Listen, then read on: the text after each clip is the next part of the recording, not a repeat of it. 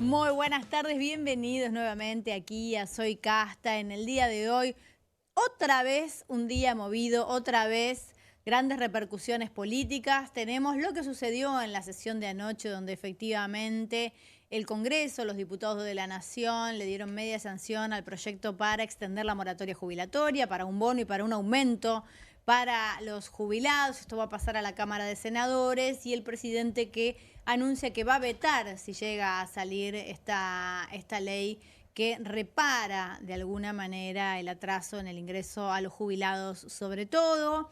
Declaraciones de Grabois respecto de lo que puede suceder en las elecciones en la provincia de Buenos Aires. Lo hablamos esta semana, tuvimos un invitado que adelantó que era posible que para las primeras elecciones en los distritos fueran todos con una sola lista, a pesar de que los candidatos eran diferentes, pero para octubre pudieran ir todos en listas separadas. Esto es lo que dijo Grabois en un programa, lo vamos a repasar en un ratito nada más. Vamos a hablar del paro nacional que declaró ATE en relación a la salud, una vez que tuvieron que acatar y volver a trabajar los residentes porque fueron amenazados, entiendo yo, por los directivos del Hospital Garrahan. Bueno, para continuar con este reclamo y hasta tanto no se resuelva, es que ATE hace un paro a nivel nacional.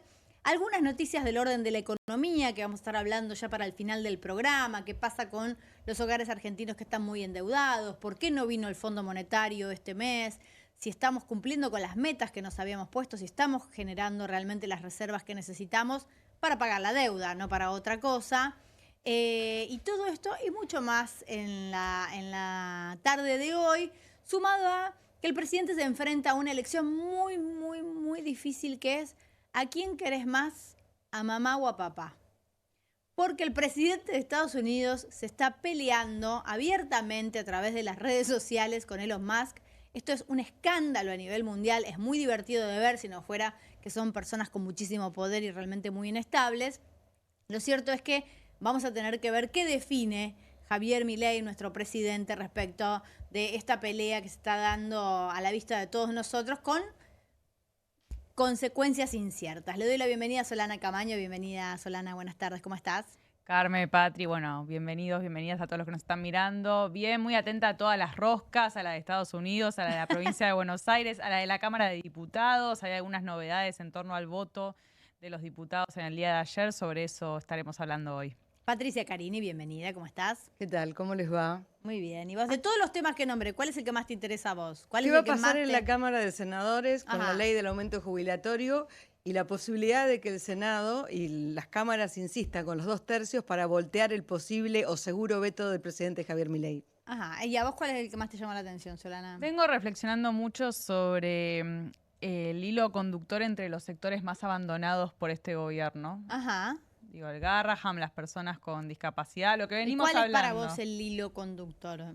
Y que hay un ensañamiento con los más frágiles de la sociedad. No es una novedad, pero sí pensaba que es toda una definición política, que la crueldad sea política de Estado hacia esos sectores, los que más necesitan del Estado, y que no va a ser sin costos. Creo que este gobierno va a pasar a la historia por lo canallas que son al haber ido en contra de estos sectores y sobre todo teniendo en cuenta que fueron elegidos por el voto popular para gestionar el bien común y el conjunto social.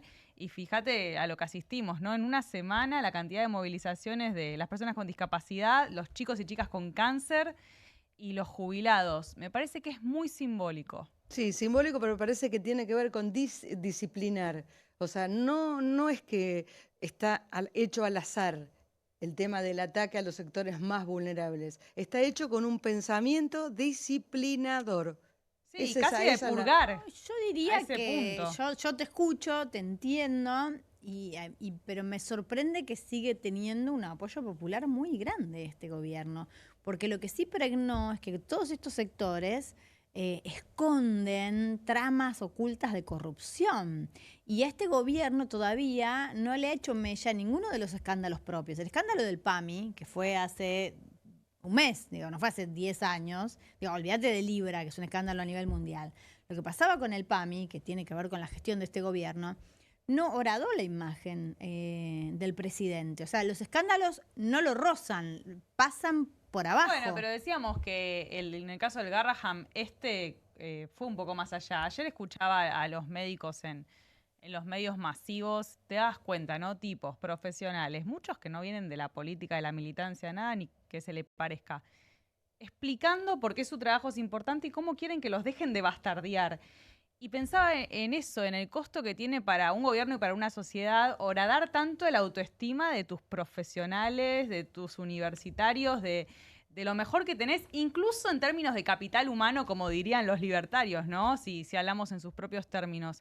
Me parece que es muy grave que las consecuencias van a ser cada vez más fuga de cerebros, porque si a estos profesionales lo que más los une a su trabajo es el amor y la pasión por lo que hacen y entender que aportan a este bien común, que cumplen una función muy necesaria, si encima de que cobras mal te bastardean así públicamente, digo, lo que dijo Lilia Lemoyne, ¿de qué Bueno, pero estamos ¿por qué Lilia hablando? puede decir lo que dice? Estamos hablando de los dichos de Lilia Lemoyne ayer, que dijo que, bueno, que uno no puede estudiar lo que quiere. Que si vos tenés la vocación y querés estudiar lo que vos querés, como medicina, por ejemplo, primero tenés que estudiar algo que te dé de comer. Y tenés que saber que si vas a ser médico le vas a pasar mal y que es un lujo que no se puede dar todo el mundo, como si estudiar medicina fuera realmente un lujo. Y pensaba en eso. Bueno, ¿cuál es el modelo de sociedad que propone este gobierno? ¿Qué es el trader? Es aquella persona que puede tener algún currito, alguna plata fácil, alguna salida laboral fácil que le dé un dinero rápido. Y como si esto realmente fuera posible masivamente en nuestro país. O sea, como si realmente alguien que elige una profesión, más olvídate de la vocación, cualquier otra profesión que elige para vivir de esa profesión, que es algo absolutamente digno que uno quiera vivir de su profesión, es tonto y no supo elegir lo que tenía que hacer para sobrevivir. Entonces, finalmente recae en la responsabilidad individual no poder autobrindarse la subsistencia como corresponde. Es una mala elección personal y no es que el mercado esté roto, por ejemplo, por el cual un médico o cualquier tipo de médico, un abogado, un maestro no pueda vivir de su salario. Hay un modelo cultural, social, de ordenamiento atrás de lo que dice. Y lo puede decir porque yo creo que del otro lado se escucha algo de esto como con cierta atención, ¿entendés? No Sí. genera un repudio, claro, mirá qué barbaridad, ¿cómo no vas a estudiar medicina? No, dice, no, sí, es verdad. Y no te tocó, tenés que sobrevivir, te la tenés que rebuscar. Sí, es que ahí me parece que una cuestión es la crueldad desde la fragilidad de muchos ciudadanos, de estar roto y entender que el otro es un enemigo a partir de toda esa construcción que hizo la libertad avanza y comulgar con eso. Y otra cosa es la crueldad desde el poder, desde el gobierno. Por eso digo que es una crueldad mucho más canalla, porque a vos te votaron para conducir, digo, para guiar el conjunto Sí, común. desde ya. Y estás utilizando los resortes del Estado, las arcas del Estado, para Para purgar, oprimir. insisto, para disciplinar a los más débiles. No No, y sin sí. costo. El tema que a nosotros nos llama la atención, y creo que a una gran mayoría le llama la atención, es que aparentemente no hay un costo. Es decir, no se ve en las encuestas, no se ve reflejado en las encuestas lo que vos decías, Carmela.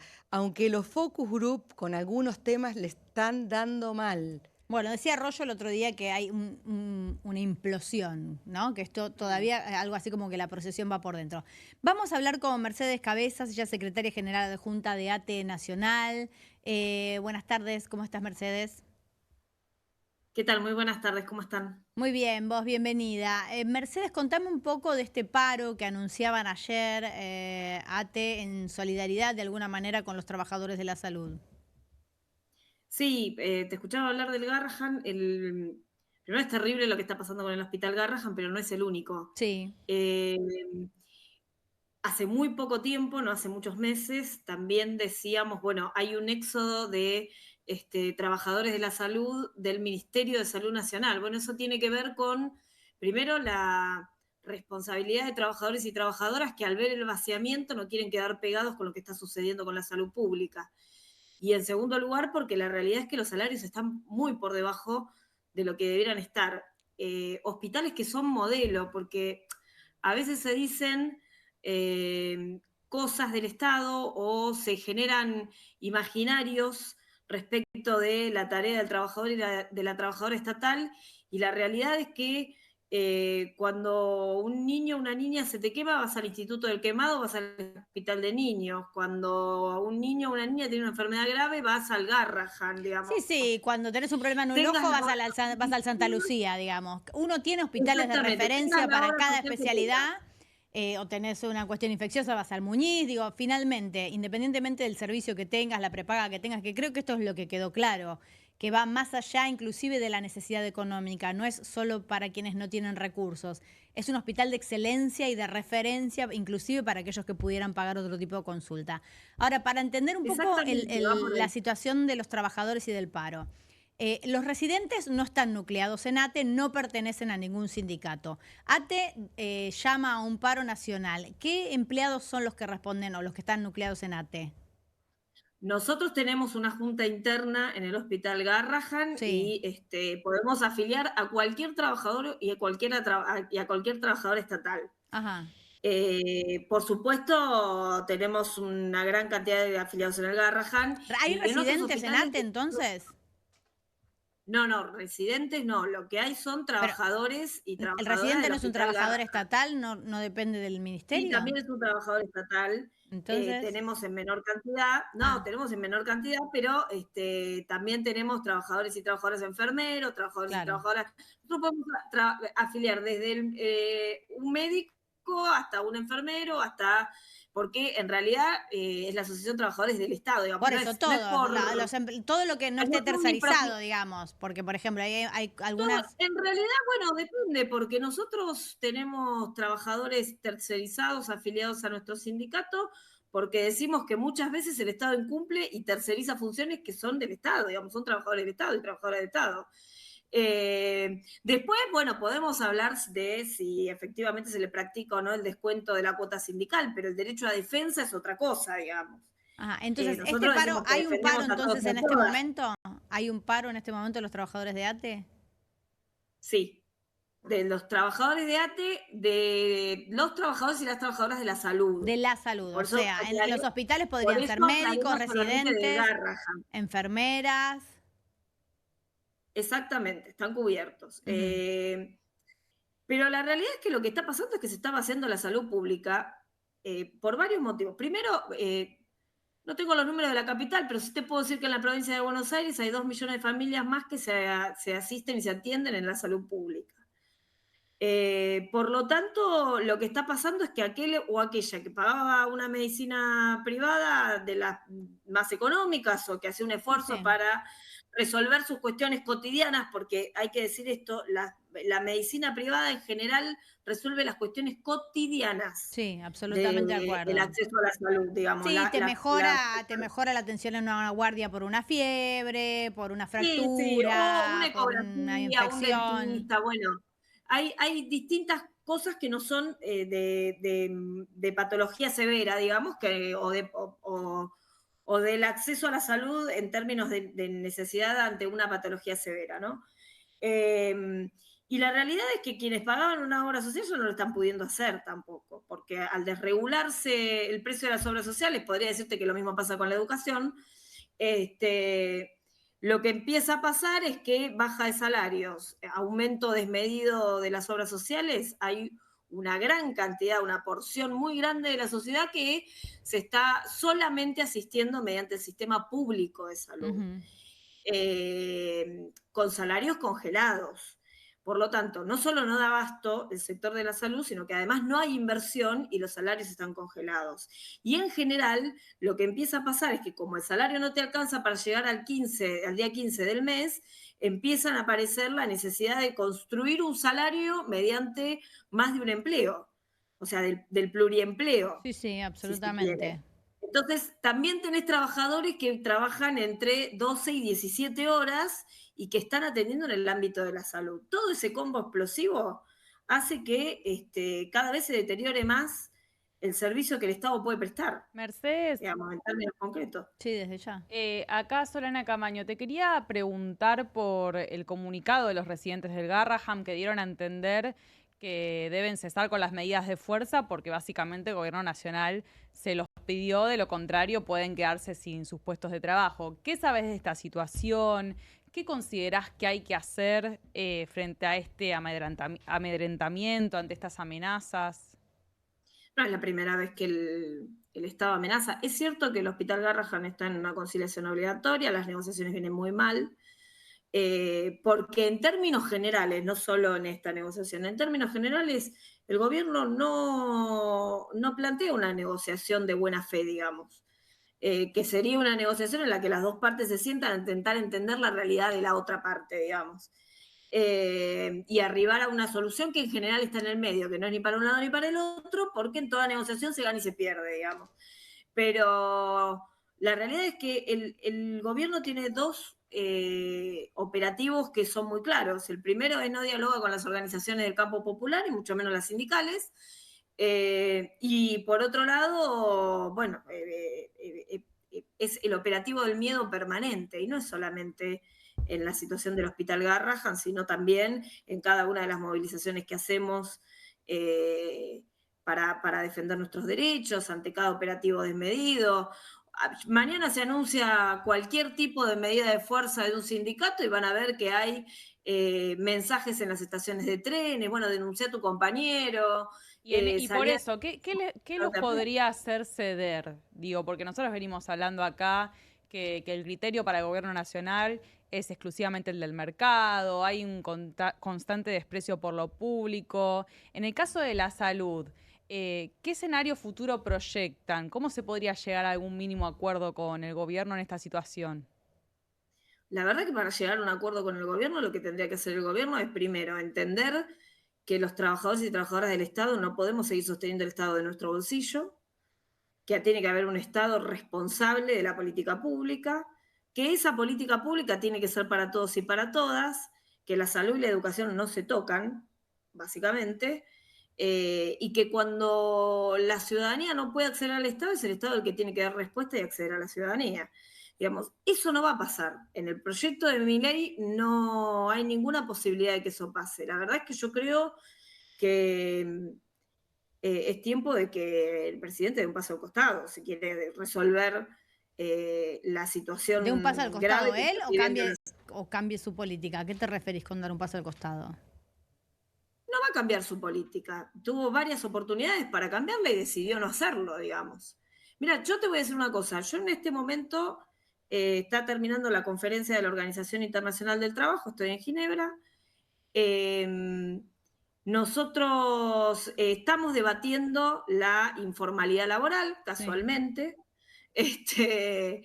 Y una de las cuestiones que planteamos claramente es que es muy difícil pedirle a los gobiernos que tengan voluntad política para resolver la informalidad laboral, que tengan políticas públicas para resolver la informalidad laboral y que avancen en un plan sistemático de transición de la informalidad a la formalidad del trabajo, si en el seno de sus gobiernos como empleadores tienen un enorme déficit de informalidad laboral en la gran mayoría de los gobiernos de Latinoamérica y en Argentina, que es desmedido, digamos. Desde ya. No es un problema de este gobierno, viene de arrastre, pero... Desde ya hay que contarle a la gente, que mucha gente no sabe, que hay mucha gente que trabaja en el Estado, que está de alguna manera subcontratada, es monotributista, tiene contratos trimestrales, no es verdad que cualquier empleado del Estado pasa a planta y automáticamente tiene todos los derechos laborales cubiertos. Hay mucha gente que tiene muchos derechos, un montón,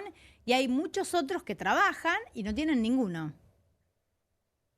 Sí, sí, por supuesto. Pero además nosotros tenemos en el Estado Nacional y personas trabajando con más de 20 años de antigüedad, que son contratos, ellos le llaman planta transitoria, pero cuando asume un gobierno neoliberal te dice yo no eché trabajadores, terminé con los contratos. Entonces la verdad que muy transitoria no es la planta. Claro, si tenés 20 años una persona no era transitoria, claramente, está claro. No, claramente, además la ley lo que plantea es que para contratar a una persona, el Estado, tiene que contratarla para tareas no habituales y permanentes.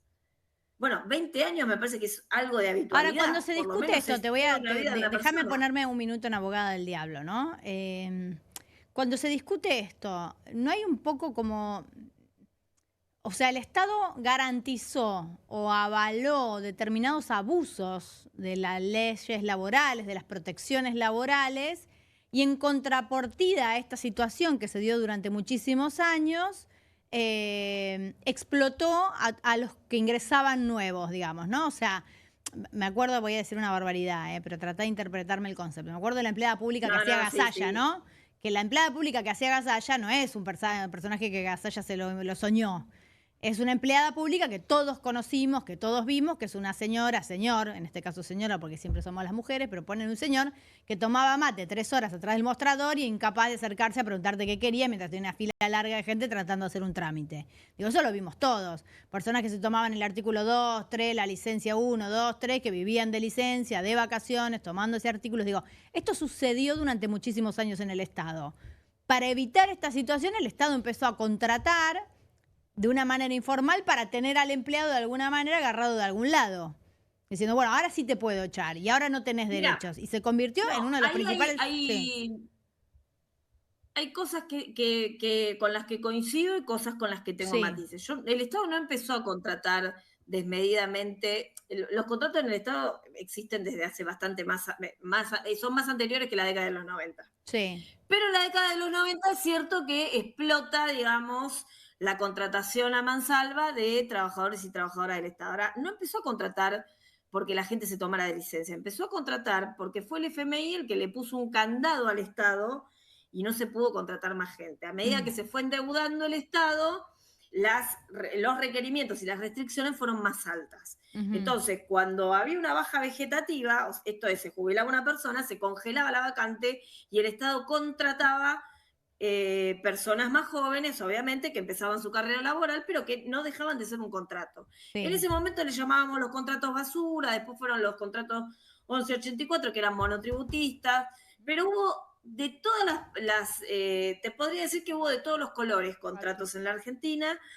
Yo, de hecho, también te puedo decir que hace no mucho tiempo, ahora unos 10 años por lo menos, había personas que cobraban por una ventanilla y ni siquiera hacían una factura en el Estado. Un nivel de informalidad laboral muy complejo. Ahora, también se creó un imaginario y un relato sobre lo que había que hacer con el Estado, porque el problema que tienen los gobiernos neoliberales, que lo tuvo también el gobierno de los años 90, el gobierno de Carlos Menem, donde aparece la empleada pública de Gasalla, es que generan un imaginario contrapuesto entre el mundo de lo privado y el mundo de lo público, cuando en realidad son cosas distintas. El privado no tiene por qué hacerse cargo de las necesidades de la gente. El Estado sí tiene la responsabilidad de hacerse cargo de las necesidades de la gente y de nivelar la desigualdad estructural. El problema que tiene este gobierno es que no cree en la desigualdad. Está bien, no, pero pará, estamos mezclando el Estado como su rol, como su función. Acá estamos hablando en calidad de empleador. El empleador tiene que garantizar los derechos laborales, sea público o sea privado. Y acá el problema es que el Estado empezó a funcionar como uno de los principales empleadores en negro. Mira, sí, pero es un poco todo parte de lo mismo, porque nadie dice que a lo mejor la empleada pública de Gasalla era una contratada que no tenía estabilidad laboral, pero que además cobraba 2 mangos. Mercedes. Porque en ese momento sacó el 13% del salario de los trabajadores estatales, digamos. Uno tiene que poner todo sobre eso. ¿Lo justifica? No, yo no lo justifico. Yo no lo justifico. Yo lo que digo es que el Estado había armado una estructura en la cual era muy difícil despedir, era muy difícil supervisar, y es verdad que sigue habiendo mucha gente que efectivamente está en planta permanente y que hace un trabajo excelente y que hoy está cobrando 2 mangos porque le recortaron horas extras, porque los aprietan, porque le pusieron tope a la paritaria. Digo, no digo que todos los empleados estatales trabajan mal. Digo que la reglamentación que sí cumplía el Estado en un momento se hizo tan espesa de alguna manera y tan poderosa que yo no conocía las condiciones del Fondo Monetario, pero que... Pero mirá, no es tan así. La ley de empleo público prevé que con un sumario vos podés echar con causa a cualquier persona y de hecho no cobra indemnización. Bueno, los contratados no cobran indemnización. Si el Estado te contrata, vos no le podés hacer juicio. No, a ver, lo que no puede hacer el Estado es echar sin causa como la ley de contrato de trabajo. De todas maneras, también te digo que a todo lo previo a 2006, que es donde aparece el decreto 214, que es el que, bueno, de alguna manera reglamenta las relaciones laborales en el Estado, gran parte del Estado, las empresas fundamentalmente, son parte de la ley de contrato de trabajo y también echan sin causa, digamos. No es que, porque en general se generan relatos sobre la situación del trabajador del Estado y no es así, digamos. No, ¿qué tal? Buenas noches. Patricia Carini te saluda.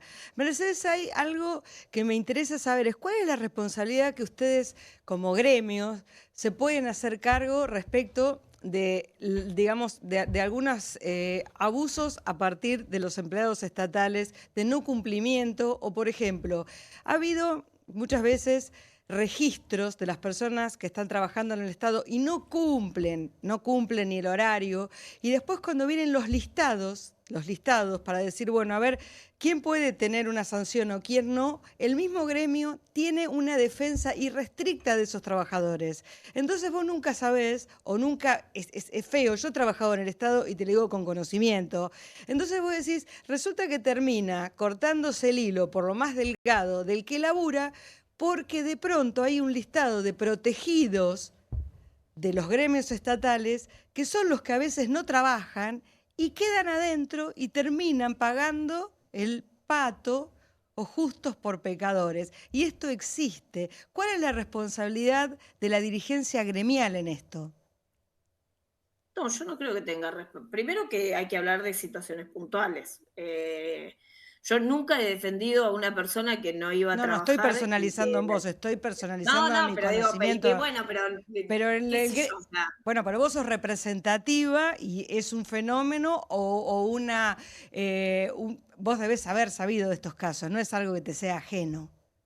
Que te piden por protección y es verdad. El decía que echaba ñoquis del Estado y no echó ningún ñoqui. Le pedimos el listado de ñoquis y no nos lo pudo dar. Así que en concreto no es tan así. ¿Vos decís que los gremios no tienen ninguna responsabilidad en el desfasaje que se ha producido? Yo puedo hablar por mi gremio. Sí, del tuyo hablo. Mi gremio no tiene ninguna responsabilidad en el desfasaje que se ha producido. De hecho, en general...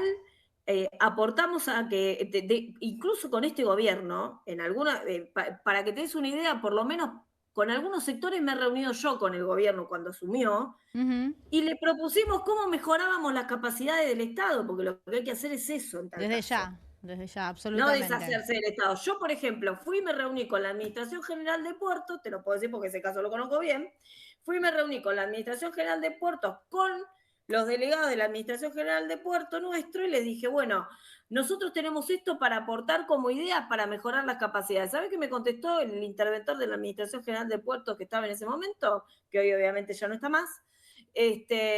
Mira, yo vengo a poner la balanza, a nivelar la balanza, porque a mí lo que me dicen es que esta empresa se vende. Bueno, que no les importaba. Son formas y formas de ver la vida de los,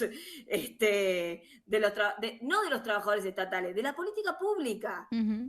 O te deshaces de la soberanía o fomentás la soberanía para tu pueblo. O bajás el déficit hambreando y generando pobreza a tu pueblo, o intentás producir más para que ese déficit se achique. Yo tengo una pregunta que es algo que a mí me viene surgiendo ya hace una semana. ¿Vos crees que de verdad el objetivo es el equilibrio fiscal, y una vez que se logre ese equilibrio fiscal y ese balance, ese equilibrio al que apunta el gobierno, los salarios van a mejorar, o que es sencillamente una política de desmantelamiento? No, es una política de desmantelamiento, está claro, pero además es una política de armar un... Milei no viene a deshacerse del Estado, eso es una mentira. Milei viene a construir otro tipo de Estado, que es distinto. Un Estado que garantice los negocios de una pequeña porción de la sociedad, que se la sigue fumando y fugando toda, digamos. No es algo que yo esté inventando. Nosotros dijimos, bueno, ¿quieren juntar más? Avancen con un impuesto a las grandes fortunas. No duró ni 5 minutos lo que dijimos. Una de las cosas que y no concentrar capital en la Argentina. Una de las cosas que yo escuché que se le reclamaba a la media sanción que tuvo en diputados esta ley para un bono a los jubilados y para recomponer por inflación los saberes de los jubilados, se decía, bueno, pero digan de dónde la vamos a sacar, porque no hay plata, porque no sé qué. Y en el proyecto de ley que se votó en diputados dice de dónde deberían sacar el dinero, o por lo menos sugieren algunos lugares de donde podría sacarse el dinero, y uno de esos es el impuesto a las grandes riquezas. Bueno, nosotros siempre dijimos que, a ver, cuando decimos nivelar la desigualdad estructural es terminar con la concentración de capital y discutir la rentabilidad de las empresas. Porque si no, a ver, si vos querés ganar un 300% y estoy siendo muy benevolente con lo que estoy diciendo, porque hay empresas que ganan mucho más que un 300%. Pero si vos querés ganar cada vez que cierre el año un 300, un 400% con tu empresa, y bueno, lo más probable es que la concentración de la riqueza sea tal, la ley de bases está armada para eso, que la concentración de la riqueza sea tal que, bueno, la teoría del derrame no funcionó en los países macroeconómicos más avanzados del mundo. ¿Por qué va a funcionar en la Argentina? No va a derramar nada, lo único que va a derramar es pobreza, la concentración de capital. Lo único que se derrama en la Argentina es pobreza. Bueno, a ver. Lágrimas de zurdo se derraman, te diría el presidente. Claro, sí, lágrimas de zurdo. Hay formas y formas de ver a la Argentina. El problema es si vemos a la Argentina o vemos un país muy amigable para ponerle otra bandera, para convertirlo en colonia y para que termine siendo el patio trasero de donde se generan las políticas públicas hoy. Bueno, Mercedes, esas políticas públicas no se generan en la Argentina. Para cerrar, contame hasta dónde llega el paro y cuáles son las medidas que va a tomar el gremio, que va a tomar ATE en relación a la cuestión de la salud.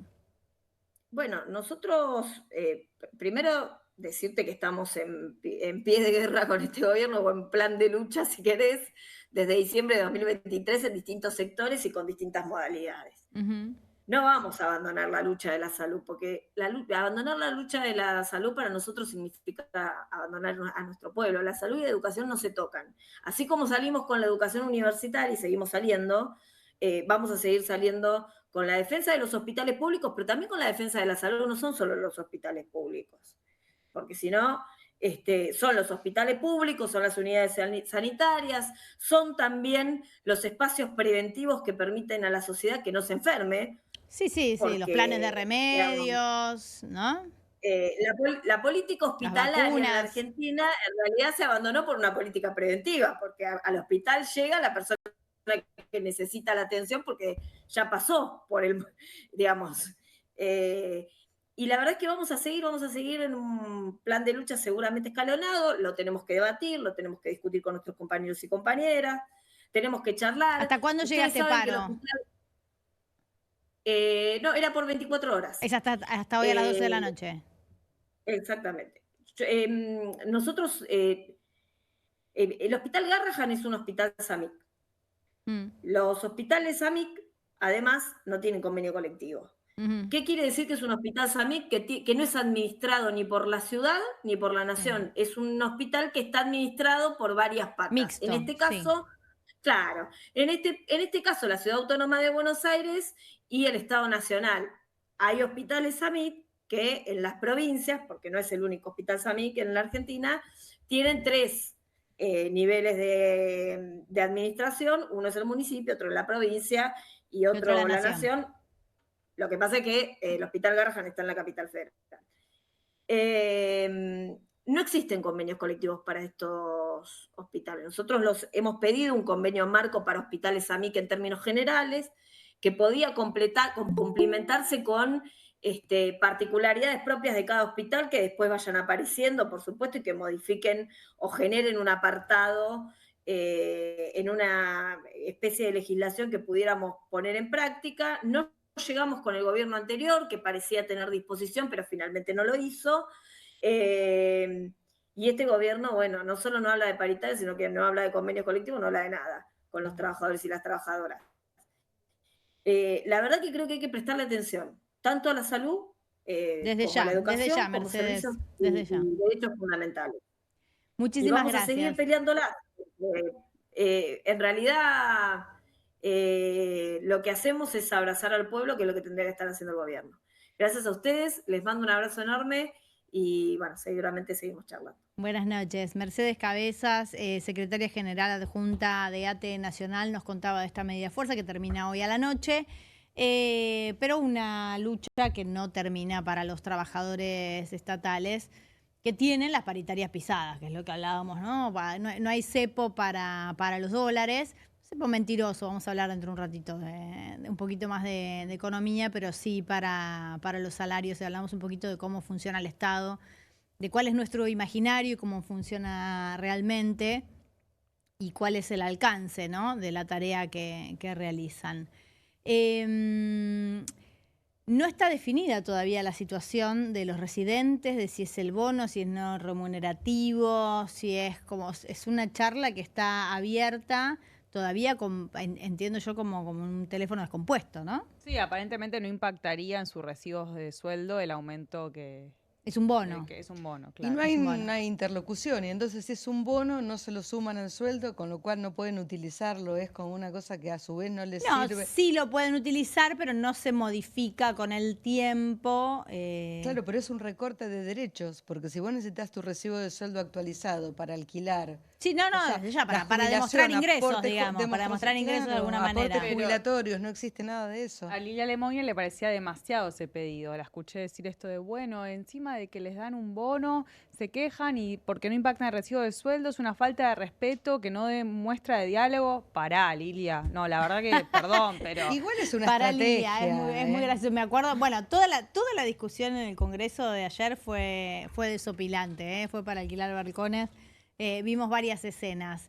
Vamos a hablar un poquito también de lo que pasó con Grabois.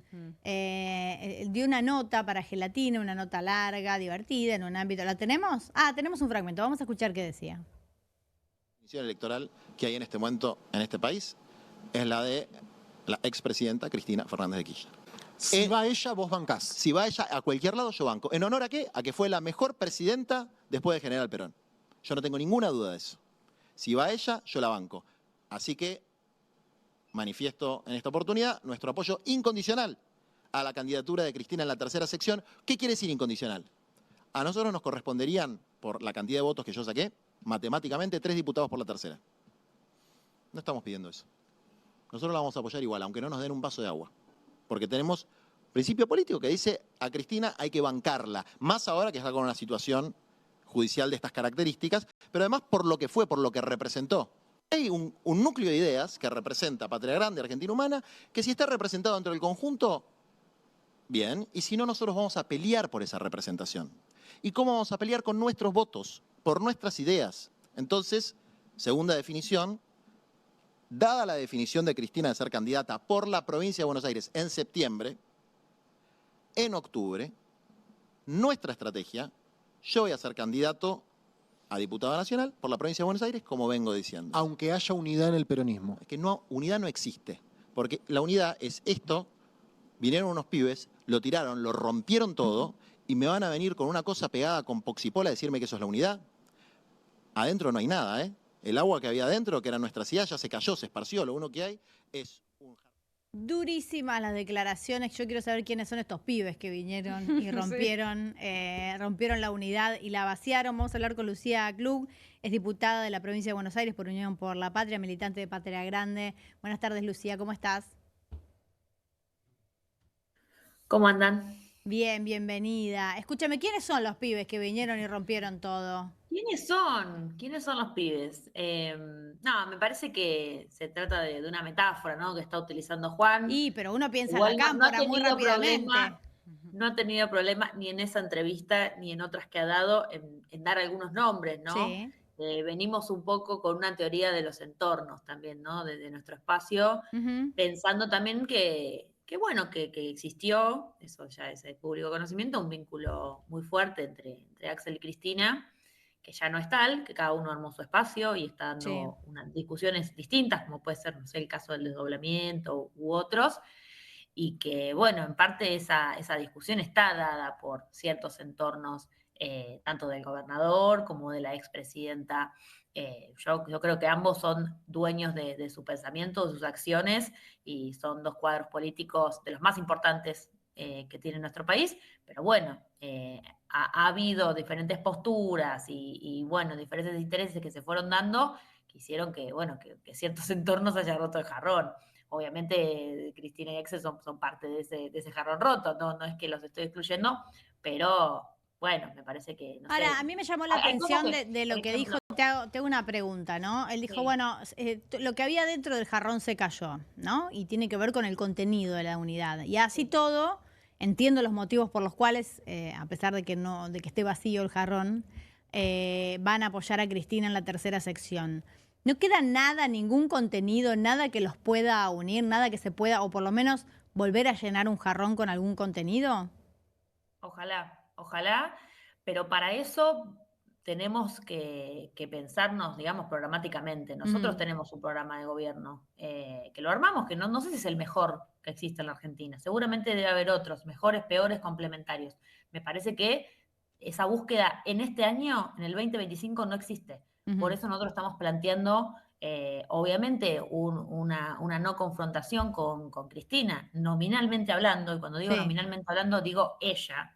Sí, va otro nombre de Cristina, no, ella, por todo lo que dijo Juan en el tape que pasaron, y obviamente Bueno, no ella va a vamos ir en la tercera oponer, sección, no va a ir en todas. no va a ir en todas, será una discusión que haremos en el resto. En la tercera no vamos a presentar una candidatura, vamos a respetar la decisión O de sea que podrían Cristina. presentar Ahora, a nivel candidaturas, nacional no va a ser igual. podrían ¿Cómo? presentar candidaturas en las otras secciones. Lo estamos evaluando, lo vamos a evaluar también en función de cómo se dé ese cierre de lista en la provincia de Buenos O sea, es Aires. que vino Daniel Arroyo hace 2-3 días acá al programa y planteaba algo similar, una especie de listas de unidad para la elección de septiembre, que son legisladores de la provincia de Buenos Aires, y listas separadas para los diputados nacionales, para las elecciones nacionales. Entiendo que responde a otro espacio que no es el de ustedes y tenía un planteo similar. Sí, hemos escuchado a unos compañeros del Frente Renovador también con ganas de que Massa sea un poco el que encabece también, ¿no? Entiendo la lista en octubre, entendiendo que, bueno, que en la provincial está todo muy crispado, como bien sabemos. Nosotros venimos con este planteo incluso se puede traspolar nuestra estrategia respecto de la que tuvimos en el año 2023, ¿no? Donde dijimos si el candidato o la candidata no es representativo de las ideas mayoritarias del espacio, vamos a ir a una paso. Nada más que este año no hay paso, entonces estamos obligados a construir una lista por afuera. Lucía, Eso es lo que sucede esta vez, pero somos consecuentes a no volver a tolerar candidaturas que la militancia la milita con nada, con un nudo en el estómago y en la garganta. A no comerse y más que mucha sapos. gente la va a votar de la misma manera, el famoso tragarse un sapo. Claro, y ese tipo de expresiones. exactamente. Sí. Lucía, ¿cómo estás? Acá Solana Camaño. Te quería preguntar cómo convive al interior del espacio esta adhesión y el profundo respeto y militancia por Cristina con un constante intento de renovación que al menos yo vinculo a Patria Grande, con un programa nuevo, con discusiones novedosas. Te lo pregunto también pensando en quienes nos escuchan y en una confusión generalizada que yo a veces noto en la militancia, en esta oscilación entre Cristina, te he apoyado mucho, te apoyo mucho, al mismo tiempo siento que es necesaria una transformación en el peronismo. ¿Ustedes cómo hacen esa traducción? Nosotros y nosotras entendemos que es necesaria la renovación, que entendemos que aparte es importante construir, como bien decíamos, volver a llenar ese jarrón, ¿no? De volver a construir un programa. Incluso creo que Cristina, aún no siendo parte de esa renovación, ¿no? Por una cuestión de edades o generaciones, está teniendo planteos a la vanguardia. Las últimas 2 intervenciones para mí hizo planteos muy disruptivos, de hecho. Pero más allá de eso, porque somos creyentes de que la historia no arranca con nosotros. Entonces, o sea, nosotros, Milei, por ejemplo, este planteo de vamos a reconstruir la Argentina. no hay que, o sea, a refundar la Argentina. Nosotros no creemos en las cuestiones refundacionales, nosotros nos paramos para pensar la política y nuestra militancia y nuestra acción cotidiana en los que nos anteceden. Y una de las personas que nos anteceden, que es la persona que fue la mejor presidenta desde la vuelta de la democracia, la última vez que los argentinos vivieron más o menos bien, obvio que faltaba un montón, pero que vivimos más o menos bien, Sí, es sí. esa. Y uno no puede negar que es contemporáneo y hace política con esa persona, y me parece que hay algo de un mínimo de respeto. Ahora bien, esto, a ver, nosotros siempre decimos, Cristina es una referencia y demás, no es nuestra conducción estratégica. Nosotros tenemos un proyecto de poder que muchas veces no está en consonancia con las cosas que dice Cristina, ¿no? Por eso vamos a desconocer su rol y mucho menos enfrentarla. Lucía, buenas noches. Patricia Carini te saluda. A pesar de que no forman parte del espacio, ¿qué expectativa tienen ustedes sobre el encuentro entre Cristina y Axel? No, nosotros formamos parte de Unión por la Patria. Yo soy legisladora de Unión por la Patria, Sí, soy sí, parte pero del quiero bloque decir que en feminista. esto se diferencian perfectamente, Ah, sí. digamos. No están, ustedes no están apoyando las declaraciones de Carly Bianco, por ejemplo, el ministro de Gobierno. Hoy buscaba nombre tu compañera. Bueno, ahí tenés una de las personas que tal vez empujó un poquito el jarrón, ¿no? Hoy Juan lo dejó Ahí muy sabemos. Muy claro bien, en muy la bien. entrevista. Sí, Lo lo dejó muy dijiste, claro en la Lucía, lo entrevista. dijiste. Esto de sin chistar y son cosas que molestan mucho a la militancia, porque somos un espacio que se fundó a partir de un montón de críticas a nuestros antecesores y que te vengan a decir sin chistar. Bueno, nada, polémico.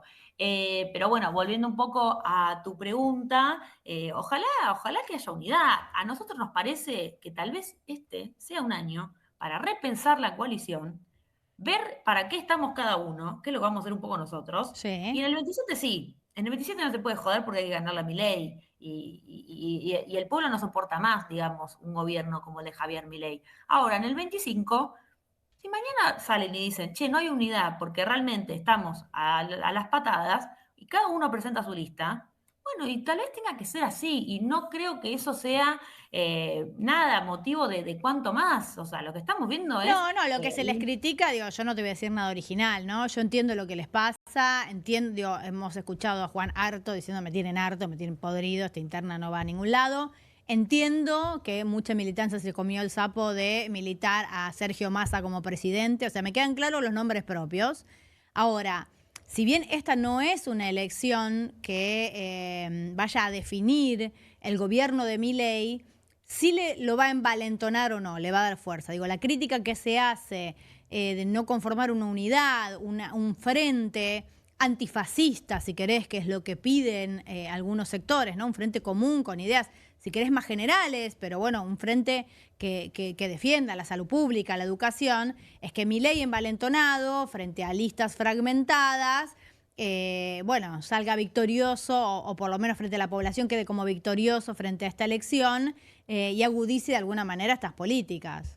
El objetivo de Milei en esta elección es blanquear que los legisladores del PRO son sus legisladores. Sí. Eso ya es casi un hecho. Entonces, me parece que es un momento donde, a ver, Milei, o sea, lamentablemente... No, entiendo que por ahí es un costo lateral. Con respeto de todos los compañeros que están en el Congreso dando la Sí, discusión, no fue un freno para Milei. Eso es una realidad también, ¿no? Hay que tener mucho cuidado y ser muy cautelosos con la cuestión del Senado, que me parece que sí hay que cuidarlo, hay que hacer una buena elección en las provincias y salir a ganar, obviamente, uno siempre sale a ganar. Ahora bien, en una elección legislativa se ponen en juego las hegemonías de las partes que componen todo el campo popular. Si hubiera una situación de frente antifascista, que no lo va a haber, porque estoy segura que ningún radical, ni la coalición cívica, ni muchos otros van a armar un frente en el que esté Cristina, por ejemplo, o en el que esté Juan Grabois o Sergio Massa, bueno, me parece que tenemos que dirimir esas diferencias. Yo estoy segura de que si está la lista de Cristina, la lista de Axel, la lista de Massa, la lista de Grabois, todos los diputados que vayan a entrar van a votar en contra de Milei. No puedo asegurarlo del resto. Entonces, bueno, me parece que tampoco le pongamos un manto de que en esta elección se juega, porque Macri también ganó la elección de medio término.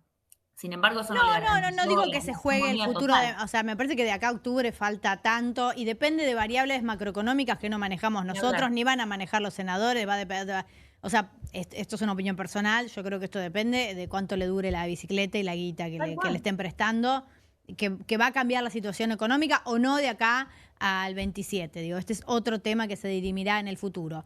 Yo me refiero a cómo se planta él hoy inclusive frente a los gobernadores, frente a las provincias, cada vez que tiene un éxito electoral. Sí, absolutamente, y lo va a seguir haciendo.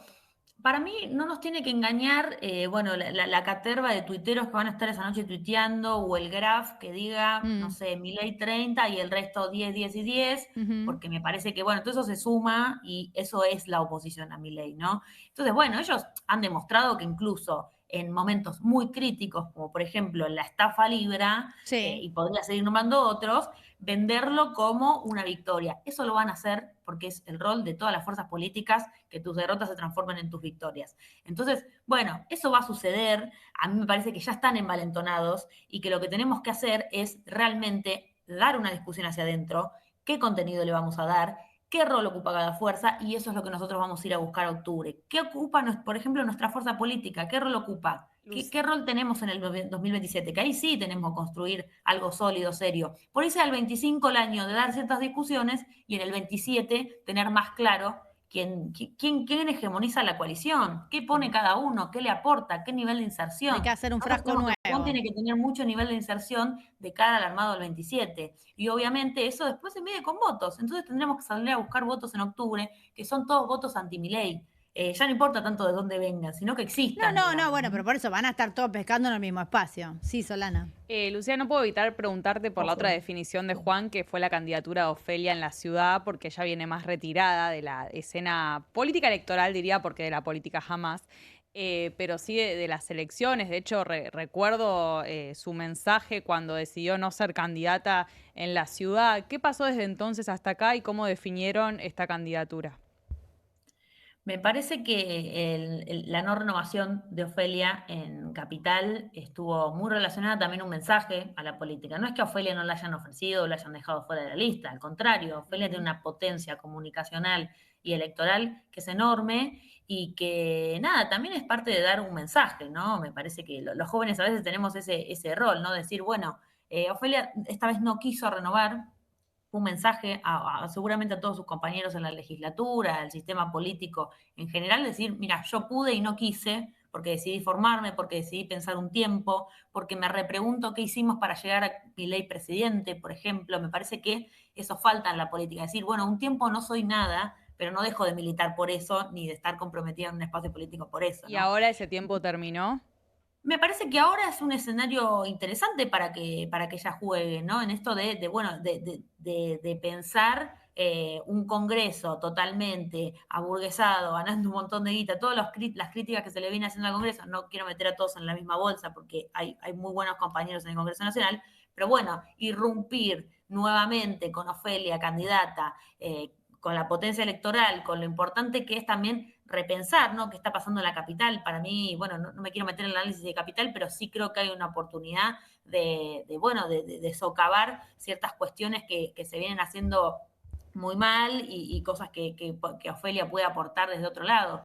Y bueno, me parece que es eso, ¿no? Será una definición, obviamente, del espacio, de ella personalmente, pero que puede ser un mensaje a la política, meter una piba de 25 años en el Congreso Nacional. Sería la diputada más joven que haya existido, me parece. 25, creo que no, pero te lo averiguo. ¿25 ya tiene? Hubo otro de 25. 25 es el límite, 25 es el límite.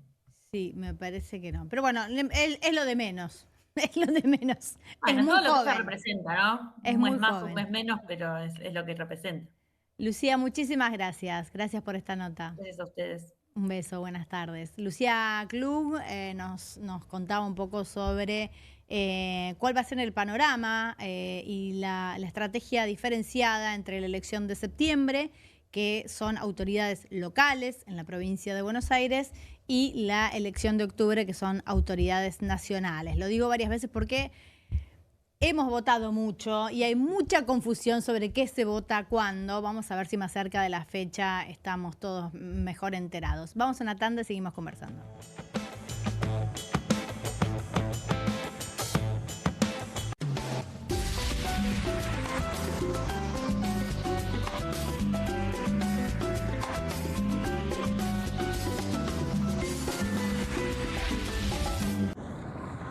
¿El dolor de garganta arruinó tu día? Confía en Strepsils para darlo vuelta. su doble efecto actúa de manera local, aliviando el dolor y la inflamación en tan solo 2 minutos. Y con un efecto duradero de hasta por 4 horas. Decile chau al dolor de garganta con Strepsils. Salimos a la calle a probar la nueva fórmula de Vanish. ¿Quién me ayuda a manchar esta remera con algo que no salga con nada? El detergente solo no va a ser suficiente. Vamos a agregar Vanish, incluso sin refregar. Este es el poder de la fórmula mejorada del nuevo Vanish. Elimina manchas casi imposibles, hasta la grasa. Animate al desafío y confía en Vanish. Que alguien traiga el postre, ¿no? Que alguien saque la Kofler de la alacena, que me muero de ganas. Galletitas, bonobón y choco Kofler de bandejita copada. No te mueras de ganas de comer de postre las Choco Cookies de Kofler. Las casas usan diferentes perfumes. Eligen oler a café en la mañana, a veces a ropa recién lavada y otras a madera. Pero cuando quieren oler a limpio, eligen Prosenex. Sentí el perfume de la limpieza. Prosenex, limpieza que se siente. Polenta. ¿Pobre? Pobre el que no la probó nunca. Martes con queso, viernes con estofado. Pobre la ollita de la abuela que tira y tira y tira. Presto Pronta. Pobre quien se la pierda. Con movimientos circulares. Tu rutina de skincare te debe traer muchos seguidores, pero este baño te los quita. Pero si yo ya limpié mi inodoro con Harpic. Sí, pero te falta el resto de las superficies. Necesitas el Harpic Baños. El rojo, que saca manchas difíciles, desinfecta y deja impecable tu baño. Para cualquier desafío que te dé el baño. Nada mejor que Harpic. No te compartas los datos del celu. ¿Salís? Conectate al ahorro. Con Telecentro Wi-Fi prepago podés tener el giga más barato para usar internet fuera de tu casa. Conseguilo en Mercado Pago y disfrutá 10 gigas desde 699 pesos. Telecentro, conectando con vos. En casa lo cuido yo. Y afuera lo protege Spadol. Porque la mayor cantidad de infecciones ocurren a través de las manos. Y solo Spadol con su fórmula superior te provee de 12 horas de protección, asegurándote que tu familia permanezca protegida y vos sin preocupaciones. Spadol, protección que te acompaña. Straight 8, la nueva herramienta de entrenamiento que te ayudará a pararte más derecho, ensanchar los hombros y alinear la columna para un alivio instantáneo. Todo mientras ayuda a reducir el malestar por encorvarse. Desde el momento en que te lo pones, tu postura comenzará a cambiar. El secreto son sus 8 puntos de apoyo que se involucran en la espalda baja, espalda media, hombros y cuello, trabajando juntos para una alineación perfecta, desarrollando memoria muscular que te enseñará a pararte derecho por años. Me veo más alto, sumo el estómago, me veo en forma. La gente me pregunta si adelgacé, pero es por el Straight 8. Straight 8 es ultra cómodo, enriquecido con fibras de cáñamo que absorben la humedad para que puedas usarlo todo el día sin sudar. Se ajusta fácilmente para que pueda usarse por hombres grandes y corpulentos hasta mujeres pequeñas. Es tan ligero y discreto que puedes llevarlo debajo de la ropa y nadie notará que lo llevas puesto. Es por eso que necesitas Straight 8, para que comiences a pararte más derecho y con más confianza. Los viejos aparatos ortopédicos pueden costar miles de pesos, pero ahora puedes ordenar el nuevo Straight 8 de la línea Serafit. Te ayudará a pararte más derecho, ensanchar los hombros y alinear la columna. Para un alivio instantáneo, todo mientras ayuda a reducir el malestar por encorvarse. Desde el momento en que te lo pones, tu postura comenzará a cambiar. Llame ahora mismo y adquiera su Straight 8. Descubra los productos más novedosos y exclusivos de la línea Serafit en tvcompras.com y obtenga este fantástico producto de TV Compras. Llame ya. Hay una casta superior que es los periodistas que si mienten, calumnian, injurian y dicen cualquier cosa. ¿Tenés ahí los nombres de los periodistas que tengo que meter en cana? No nos tomamos esto a la joda, como esos periodistas mentirosos. Y dentro de la cancha vale todo, que la vayan a buscar, la tienen adentro. Soy una bandera de la batalla cultural, pero los imbéciles con déficit de IQ doméstico, ¡ay, no, miedo! Mientras que las imbéciles de los periodistas... ¿Sabes la cantidad de periodistas que tengo para mandar a la hoguera? Las mentiras de los medios. Y periodistas ensobrados, operadores, basuras. No me venga con que son inocentes. No digo que sean tan malos como los periodistas. Digamos, raya el mal gusto propio de cerdos. Creo que es una ofensa decirle periodista así. Milei odia al periodismo. Nosotros amamos al periodismo. Suscríbete a perfil.com.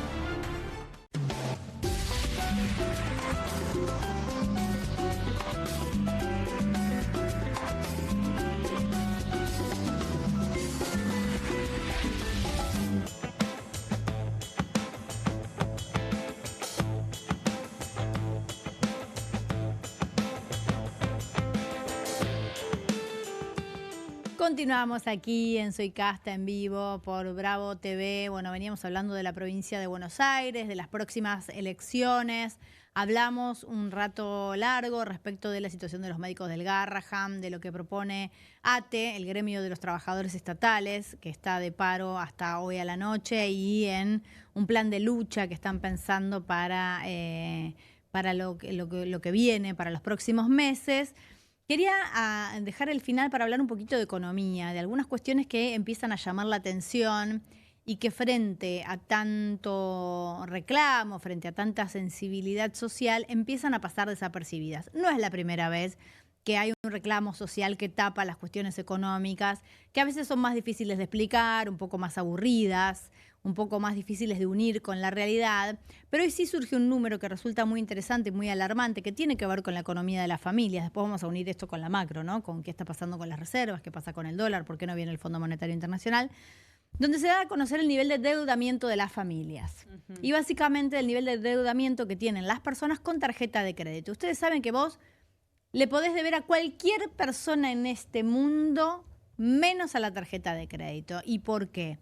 Porque tiene unos intereses altísimos. Porque una vez que vos te empezás a endeudar y empezás a pagar el mínimo, es muy difícil que lo puedas retomar. Es un crédito que es accesible casi para cualquier persona, no es como un crédito personal. Bueno, hoy los créditos personales más o menos, pero digo, cualquier persona que tenga medianamente un trabajo, o sea monotributista, puede acceder a una tarjeta de crédito, se puede endeudar con tarjeta de crédito y es muy probable que no pueda pagarla nunca más.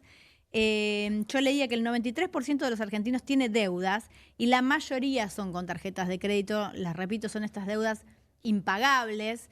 En algún momento, cuando yo hice muchos programas de radio, entonces hacíamos un ranking de qué es lo primero que podés dejar de pagar. Si te conviene dejar de pagar, depende cómo estén las tasas de interés, las expensas, bueno, con la luz, con el gas, que tenés 2 meses de changüí, entonces, bueno, por ahí pagás la tarjeta y esperás el gas que tiene menos intereses, o el agua que tiene menos intereses si no te la cortan. Digo, ¿qué es lo primero que tenés que dejar de pagar para estabilizar tu economía si es que no tenés el dinero? Bueno, la tarjeta de crédito es lo último que tenés que dejar de pagar porque es lo que tiene intereses más altos. Sí. Te doy el dato. El costo de refinanciar saldos impagos. 2 bancos privados relevados.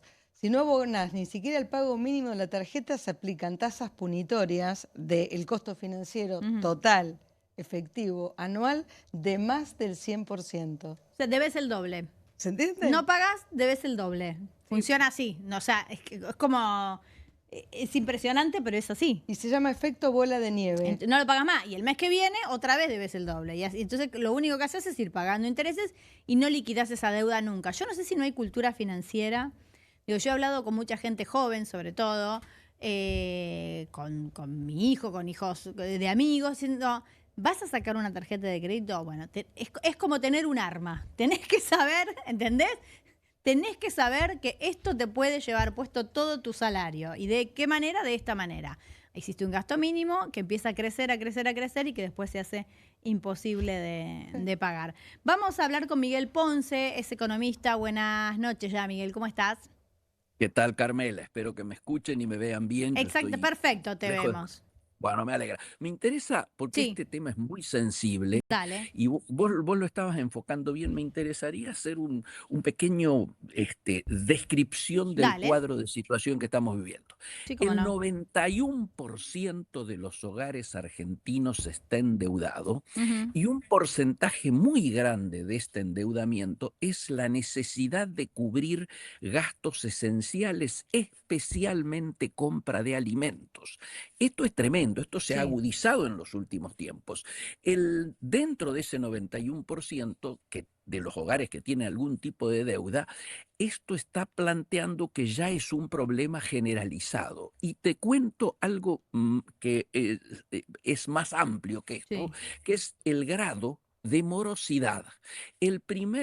La primera morosidad se está dando en tarjetas de crédito, la segunda en créditos sacados para pagar deudas y la tercera, algo que no se producía desde la pandemia, en este momento es superior el rechazo de cheques que en tiempos de la pandemia. A ver, el principal destino de estas deudas que hay es la compra de alimentos y esto representa el 58% de los gastos con tarjeta de crédito hoy. Antes vos usabas la tarjeta de crédito para comprar un electrodoméstico o alguna ropa o algo en Algo, cuotas, una ¿no es cierto? excepción, era Pero- excepcional, era un gasto excepcional, usabas la tarjeta de crédito, por ahí no En tenías la efecto. plata en ese momento y esperabas cobrar el aguinaldo, juntar unos mangos. Y el nivel de endeudamiento familiar ahora, estamos en niveles que superan, no se veían desde el 2018. El gran porcentaje de los hogares argentinos está destinando más del 40% de sus ingresos mensuales a pagar deuda. Obviamente esto afecta la capacidad para cubrir otras necesidades o para hacer otro gasto, por eso vemos la caída del consumo. A ver, todos tenemos en claro que venimos deteriorando el peso, en años anteriores, la devaluación efectuada a comienzos del cambio de gobierno, pero esencialmente la caída del poder adquisitivo, yo te diría que son factores claves. Se está viendo esto que ustedes decían recién, una mayor utilización de tarjetas de crédito, tanto bancarias como no Ahora, bancarias. yo te hago ¿no es una cierto? pregunta, ¿la gente es consciente de los intereses que le cobra la tarjeta de crédito? Es que Porque esto es digo, una... yo recién esto- hacía esto, digo, de la lista de cosas que vos podés dejar de pagar y que tienen intereses, digo, podés dejar de pagar un mes la prepaga, un mes el colegio de los chicos, las expensas, digo, hay tantas otras cosas que no tienen un interés del 100 como la tarjeta, y es lo primero que se deja de pagar.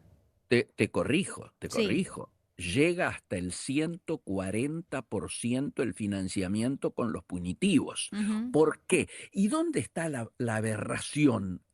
Que las empresas de las tarjetas miran más que nada la inflación del año pasado cuando debieran mirar la inflación de este año, porque vos estás hablando de que la expectativa inflacionaria Sí. no supera el 40% para este año. Sí. Por lo tanto, debieran cobrarte algo proporcional a eso. Ponele unos puntitos más, 43, 44, 45%, Está bien, pero no a ver, yo te entiendo, pero 140. el sistema de las tarjetas está mal y hacen lo que quieren porque pueden, efectivamente. Ahora, ¿por qué la gente, sabiendo, porque lo que yo no entiendo es si es desconocimiento, que es el crédito más abusivo y más difícil de pagar, el de la Sin duda. tarjeta de crédito, recurren a esto?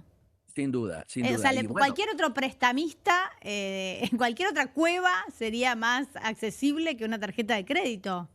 es verdad, es verdad, es verdad. Lamentablemente, yo te diría, como vos habías dicho antes de que nos conectáramos, hay algo de ignorancia en términos de este efecto bola de nieve que ustedes hacían referencia recién. Me parece que ahora, como durante mucho tiempo se especulaba con que el tema inflacionario te licuaba las deudas y Sí. mucha gente se metía en eso porque sabía que a la larga las cuotas de hoy, que son difíciles, en el futuro Van a seguramente ser se hacían bajitas. más, Sí. más accesibles. Ahora yo te cuento, el drama mayor se está dando en las familias de las barriadas más pobres. Ujú. Ahí el endeudamiento empieza con el vecino que te vende los comestibles que trae al barrio, ¿no es cierto?, desde sus ventanas. Por eso nosotros en economía solemos hablar de y estudiar de inflación de ventana, que es muy distinta a la del INDEC, por supuesto. Cuando la libreta en la que va anotando el endeudamiento ya no aguanta más, entonces se recurre al prestamista del barrio. ¿Y quién es el prestamista del barrio? Y en general es el dealer. Entonces, cuando la cosa se pone fea y ya no, esa familia no puede afrontar más, el dealer te pide que tus chicos menores trabajen de soldaditos para él. Al ser menores entran y salen, ¿no es cierto? Entonces hay una situación muy grave, porque cuando empieza a darse este fenómeno que analizábamos recién tal vez en aquellas personas bancarizadas, porque para tener una Sí, tarjeta... sí, hay que estar bancarizado. Pero cuando caes al endeudamiento de las familias marginales, Sí, el dealer, el digo, drama es terrible. sí, no, y el dealer también tiene tasas de interés absolutamente sobrenaturales, ¿eh? Por Yo supuesto. digo, siempre pregunto en general cuánto están cobrando por estos adelantos de plata. no es el 100, está entre el 50 y el 70. No es mucho mejor que la tarjeta de crédito y es un crédito absolutamente informal y muy difícil de pagar y en general para productos de primera necesidad. Necesidad, sí, secos en general, el arroz, la yerba. Vos fíjate que en estos momentos, pese a todo este endeudamiento, estamos en los niveles más bajos de consumo de yerba, de leche, de carne.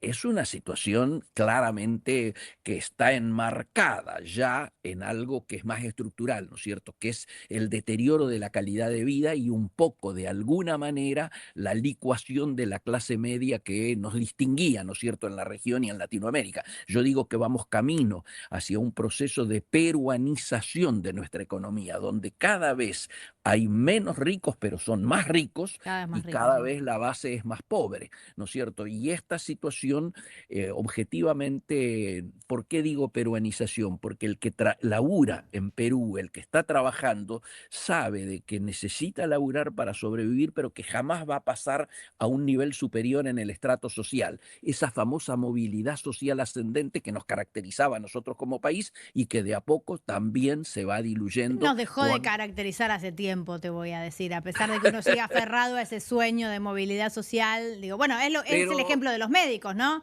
Digo, mi hijo el doctor, el Tano, que decía mi hijo el doctor, era porque el hijo cambiaba de clase social, era universitario, le iba a ir bien, iba a tener un buen sueldo, iba a ser reconocido.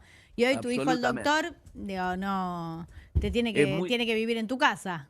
Absolutamente. Y además empiezan, ¿sabes qué? Los problemas familiares, porque si uno de los familiares le está yendo bien, al que le está yendo mal le manguea primero al familiar.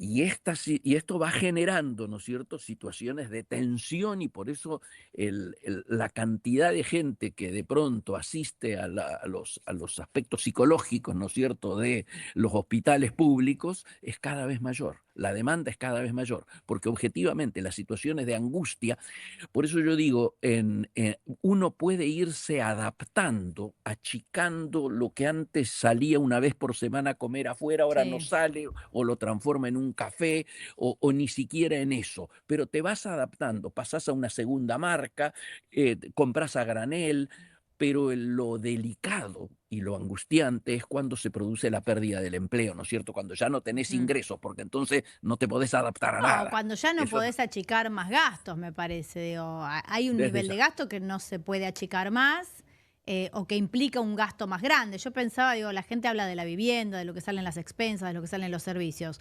Mudarse es una decisión enorme e implica una inversión que tampoco a veces podés afrontar. Cambiar es otro depósito, es pagar una mudanza, digo, suscribo. Es un gasto aparte mudarse, por más que bueno, me achico, voy a ir a un departamento más chico, voy a ir a un departamento más lejos. Y se está dando este fenómeno de los chicos que se quieren ir y que se juntan 3 o 4 o 5 para ir y tratar de alquilar un departamentito de 1 o 2 ambientes, ¿no es cierto? Pero antes uno trataba, cuando se recibía, trataba de irse y empezar alquilando y tratar de ver algún tipo de crédito. Me dicen ahora que el tema de los créditos está moviéndose. Yo creo que en realidad se está moviendo más que nada para artículos del hogar o para automóviles, ¿no es cierto? Solana, te quiere hacer una pregunta. Por favor. Sí. Miguel, ¿cómo estás? Un comentario y una pregunta. Por un lado, entiendo que este endeudamiento afecta más a las mujeres, no a las jefas de hogar, tanto en sectores populares como en sectores medios. Y después preguntarte qué opinás de la mediación financiera de los derechos sociales en el sentido de, por ejemplo, cobrar un plan social a través de Mercado Pago. Digo, cuando se toman este tipo de decisiones, ¿no se está contribuyendo de alguna manera a ese tipo de endeudamiento? Suscribo lo tuyo totalmente, suscribo. Lo que estamos, no solo hay endeudamiento, sino que además la contracara es que estamos en un proceso de destrucción del ahorro, de impedimento del ahorro. Cuando el gobierno nos convoca a que saquemos los canutos, en realidad que aparezcan los canutos o el dinero del colchón, son años que la gente de alguna manera ahorraba para una emergencia. Léase, si de pronto tenías que hacerte una operación que no la tenías cubierta por tu obra social, o había un choque de un auto y hasta que, bueno, en ese momento aparecían los canutos. Ahora se han ido ido deshaciendo canutos gradualmente para poder llegar a fin de mes, porque mucha gente se resiste a bajar la calidad de vida a la que estaba acostumbrada.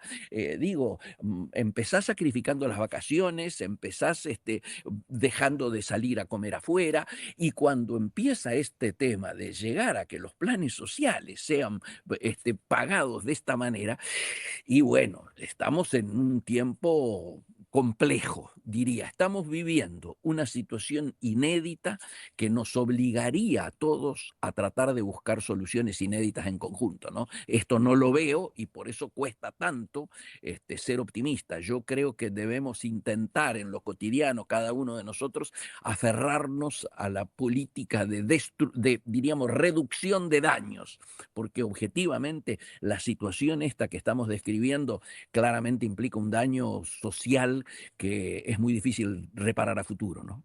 Patricia. Miguel, buenas noches. ¿Cómo estás? Patricia Carini te saluda. ¿Cómo te va, En tu Patricia? experiencia y tu memoria histórica y económica, ¿qué vendría a estar señalando este problema en la cadena de pagos? Porque estamos hablando de morosidad, tanto en la tarjeta de crédito como en los cheques, digamos, en los pagos de los cheques, y ya empieza aparece muy en forma leve un problema en la cadena de pago de los productos. ¿A qué te hace acordar en esto? Bueno, me hace acordar a las peores épocas, ¿no es cierto? Yo tengo mucho tiempo arriba, mucha memoria en las mochilas, y objetivamente yo te diría que, salvo el tema de la diferencia que hay en términos de derechos humanos, este tiempo casi es peor en términos económicos y sociales a los tiempos de dictadura, ¿eh?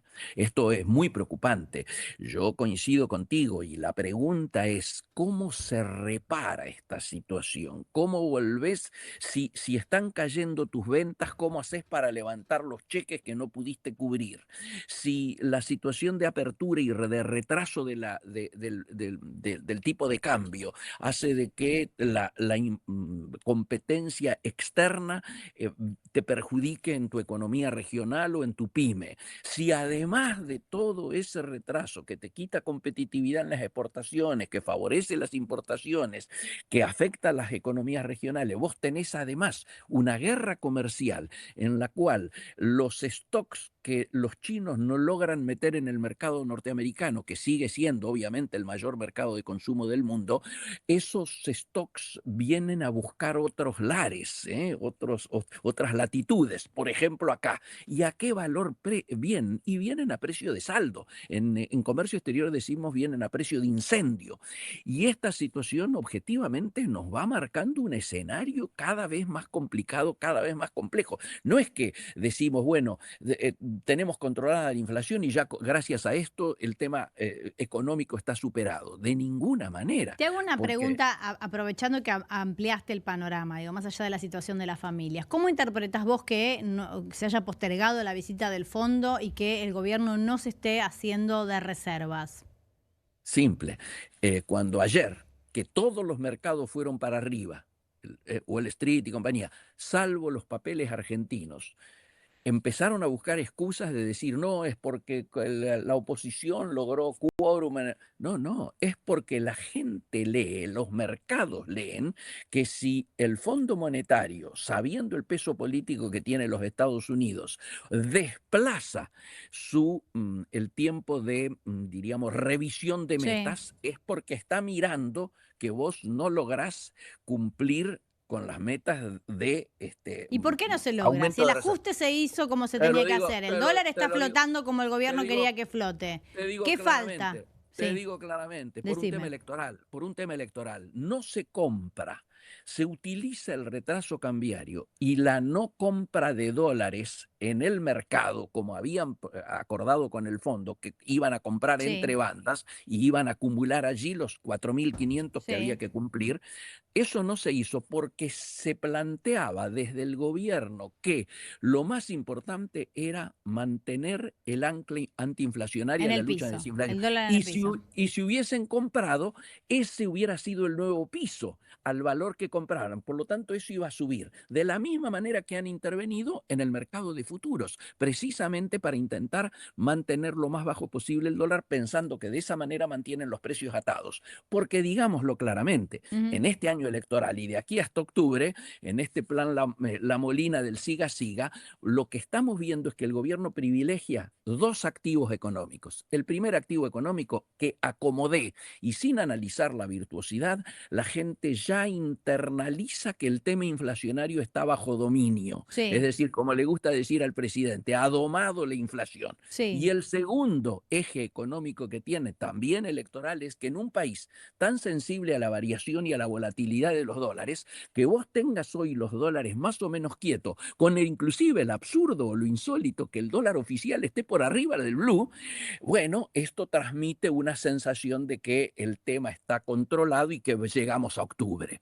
Por si faltara algo, además del repo, además del bono, ¿no es cierto? El bono que le diste de 1.000 millones, que ahora les gustó y van a sacar otro, tenés el apoyo del Departamento de Estado de los Estados Unidos y del Tesoro, que te dice explícitamente que si Argentina tuviera algún tipo de accidente cambiario, Sí. hay un crédito, Hay un ayudín. un ayudín planteado disponible por el gobierno de Estados Unidos. ¿Y por qué? Porque geopolíticamente Trump privilegia que en Latinoamérica Noboa, Bukele y Milei sean los que frenen la influencia china. Y para Estados Unidos hoy lo principal es la guerra comercial con China. Miguel, muchísimas gracias, sos muy amable. El agradecido soy yo, Carmela, y para toda la mesa un gran cariño. Un Siempre placer, a disposición. Un Chau. placer, por favor. Miguel Ponce, economista, hablábamos de economía en general. Vamos a una breve tanda y continuamos.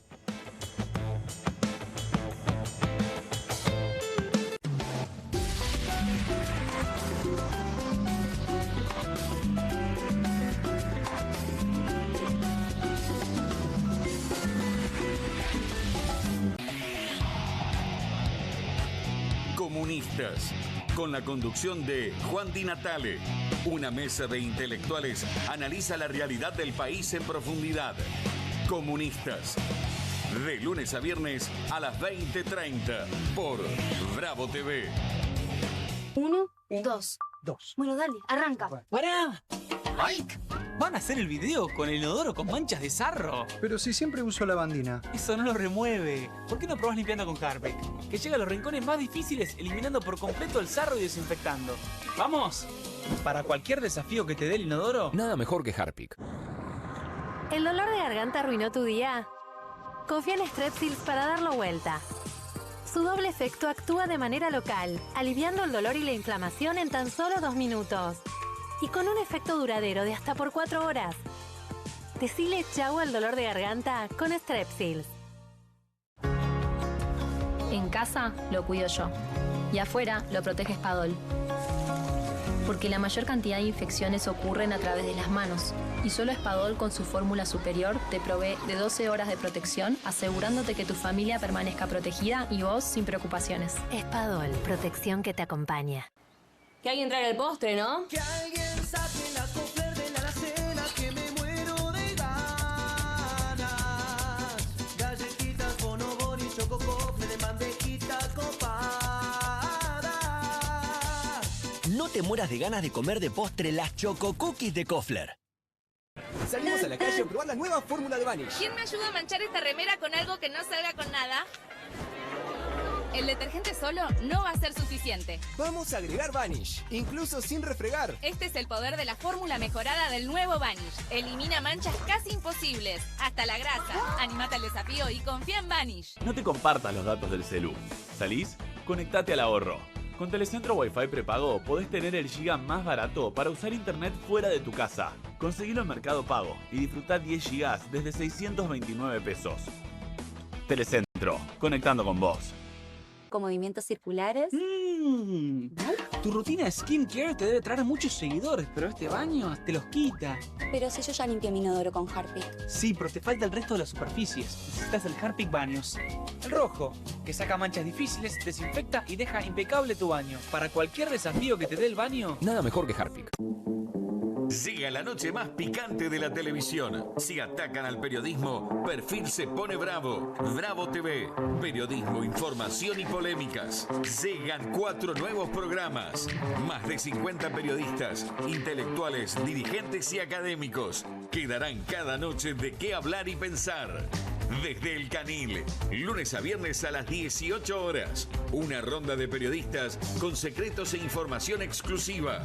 Soy Casta, de lunes a viernes a las 19 horas. Un programa diferente de mujeres, plural y picante, conducido por Carmela Bárbaro. Comunistas, de lunes a viernes a las 20:30 horas.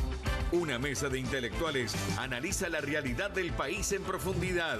QR, de lunes a viernes a las 22 horas, con la conducción de Paulo Caruso y gran equipo. La síntesis del día para un público que valora el periodismo crítico.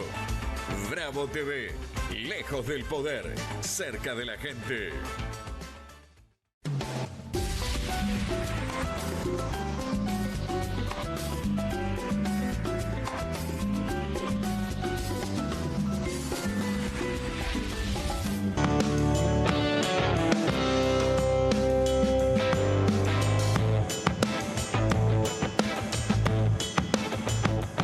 Continuamos aquí en Soy Casta, nos quedan minutitos nada más del programa de hoy. Veníamos hablando de economía, un poco en términos generales. Yo les quiero recordar siempre que el cepo se levantó para los particulares y no para las empresas. Es decir, aquellas empresas a las que les está yendo muy bien y están juntando mucha plata todavía no pueden comprar dólares oficiales.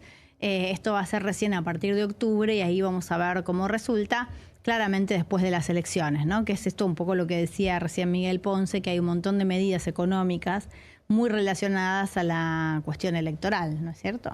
Bueno, los dólares que tenés que sacar del colchón no ha sido un éxito esta medida. Ha sido un anuncio más bien vacío. Están trabajando. Bueno, es que no, para. Lo que pasa es que la medida está vacía. Ellos anuncian, saquen los dólares del colchón que no los vamos a perseguir. ¿Cuándo?